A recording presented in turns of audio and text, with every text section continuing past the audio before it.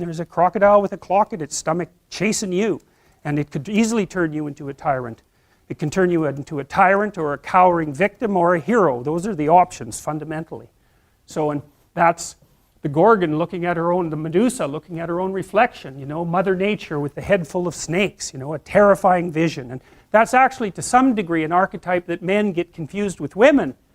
And you know, that's the witchy part of women, and that's the part that's attractive, but rejecting. And so many men are petrified by women. They won't approach them at all. They have no idea how to talk to them. They're just petrified into immobility. And that's way more common than you think. And so that breeds resentment like you wouldn't believe, you know. That's the problem too. If you're chronically rejected by people, it's often because of your own insufficiencies.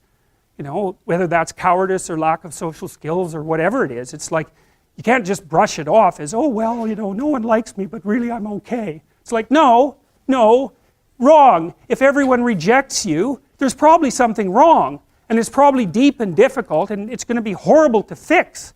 And so this isn't a trivial problem. It's not a trivial problem at all. And so, you know, that's Mother Nature for men too, because from the sexual selection point of view, if they're not selected as a mate, nature has taken them out of the game, right? And so, you know, people don't really like that. They're not that happy with that. And so, but getting all whiny about it and then getting violent is like, that's just not really very helpful, although it's very common. So, this is Lynn Isabel. An evolutionary arms race between early snakes and mammals triggered the development of improved vision and large brain in primates, a radical new theory suggests. These are old representations. I really like this one. This is, I don't remember, I think it's Greek, but it doesn't exactly look Greek. It might be older. It doesn't matter anyways. You see, it's the same thing, same idea as Graham's dream, right? It's like there's this thing that exists, this multi-headed snake, and it's got this infinity problem. It's everywhere. That's that little circle down there. And the problem is, well, what do you do with it? You cut off one head, 7 more grow. That's the eternal problem of life. And the problem is, there is the category of problems in life, and it ain't going anywhere. And so the question is, can you deal with the whole category at the same time? That's the thing. That's how to be in the world, is to deal with that category all at the same time. And so how did human beings, what did they come up with as a solution? And that's so cool too, because the solution they come up with not only was the heroism that allows you to approach what you're terrified by and what you find offensive and to learn from it, but also the idea of sacrifice, and that was played out by cultures everywhere, including human sacrifice. And you think, what the hell was up with those crazy bastards so long ago? They were sacrificing to gods all the time. What kind of clueless behavior was that? Burn something and please God. Burn something valuable and please God. It's like, what was with them? What were they thinking? Well, they weren't stupid, those people. If they were stupid, we wouldn't be here. They were not stupid, and believe me, they lived under a lot harsher conditions than we do. So those were some tough people, man. You know, back then you'd last about 15 minutes, and so you don't want to be thinking of your ancestors as stupid. Like, there's no real evidence that we're much different cognitively than we were 150,000 years ago. So anyways, sacrifice. What does that mean, sacrifice? Well, it's a discovery, man. It's the discovery of the future. It's like the future is actually the place where there is threat, and it's always going to be there. So what do? You make sacrifices in the present so that the future is better. Right. Everyone does that. That's what you're doing right now. That's what you're doing here. That's what your parents are doing when they pay money to send you to university. They think, you can bargain with reality. It's amazing. You can bargain with reality. You can forestall gratification now, and it'll pay off at a place and time that doesn't even exist yet. It's like, who would have believed that? It's like, that's a miracle that occurs. And it's not like people just figured that out overnight.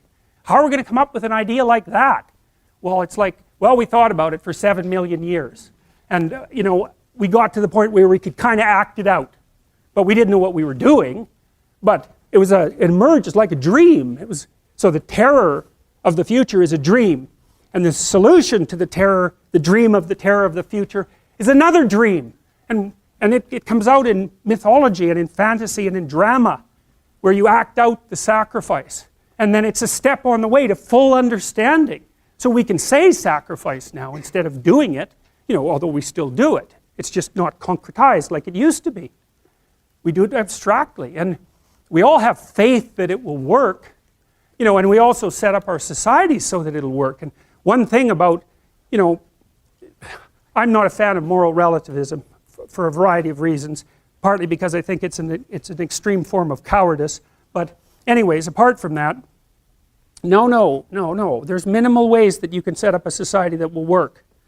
And so one of them is that the society has to be set up so that your sacrifices will pay off, or you won't work, and then the society will die. And so it has to make promises. People have to make promises to one another. And that's what money is. Money is a promise that your sacrifice will pay off in the future. That's what money is. And so if the society is stable, you can store up your work right now, you can sacrifice your impulses, and you can work, and you can store up credit for the future, and then you can make the future a better place. But society has to be stable enough to allow for that. Hyperinflation will do you in.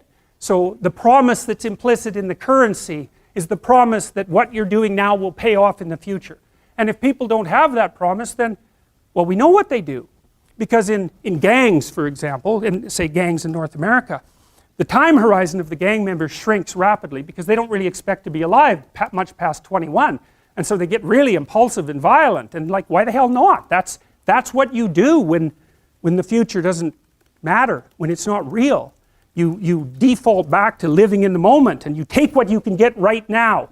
And no wonder, because you don't know if you're going to be around in a year. And you get whatever you can while you can bloody well get it. And that's like anarchy, that state.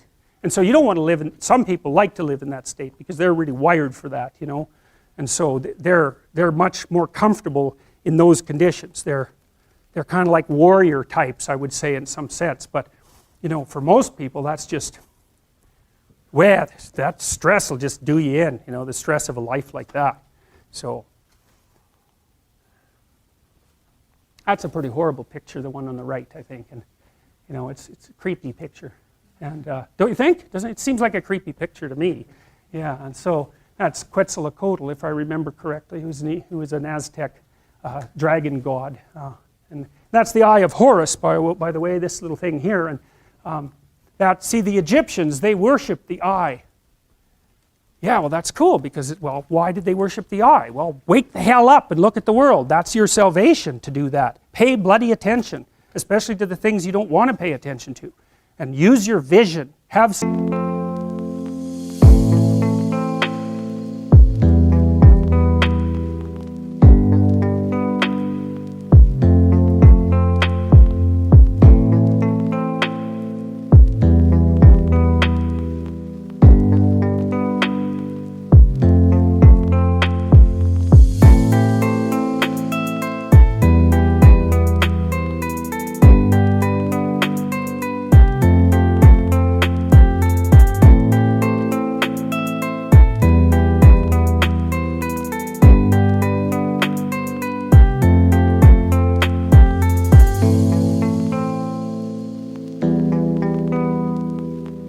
vision, and you can use your vision to see into the future, and that's your redemption. And the Egyptians, they didn't know how to say that, but they knew how to represent it, and that's how they represented it. Like, the pupil on that is completely open, completely dilated, and that's a god as far as the Egyptians were concerned. It's Horus, and I'll tell you Horus' story at some point.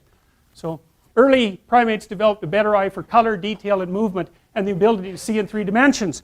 Traits that are important for detecting threats at close range. Humans are descended from these same primates. All right. So, now, the initiation.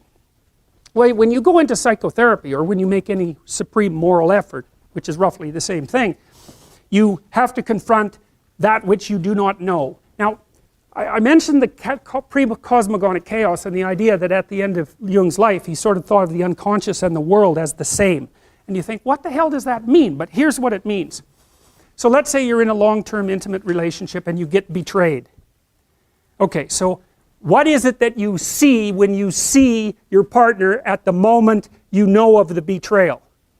Well, you see the pre-cosmogonic chaos. And here's why. Well, it rattles your unconscious up because you don't know anything anymore. You don't know what the past was, right? You don't know what it was. And it's supposed to be real, and all of a sudden you don't know what it was. And so you come up with wild ideas about what it might have been and what it represented, and then you don't know what the future is going to be anymore. So then your fantasy fills that space, and you don't know who the hell you're looking at, that's for sure, and you don't know much about human beings, and you certainly don't know anything about yourself. And so all of a sudden, not only is everything in chaos inside your mind, but everything is in chaos in your world. And it actually is, and there's no telling the difference between those two things. You know, and so then you're just shattered. And so then you go talk to a therapist for like 2 years, and you think, well, what happened? What was the reality? And the reality is, because who knows what the reality was, like, but as far as you're concerned, the reality is, I better represent this properly in my head. I better figure out who I was, who...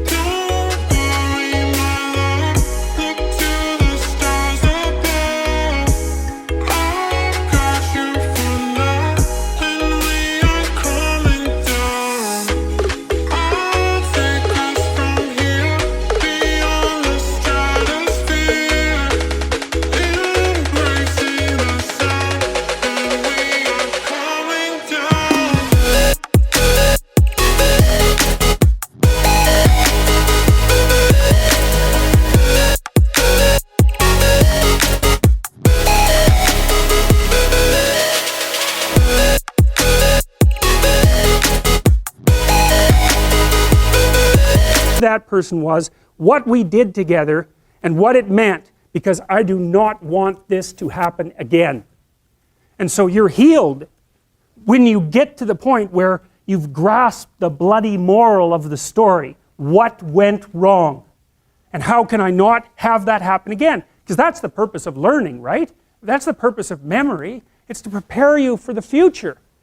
And so you have to pull out of that massive chaos a functional representation that increases your wisdom so that you're not this naive target the next time you enter into a relationship. So at least you can have another relationship without being so traumatized that, you know, you're done.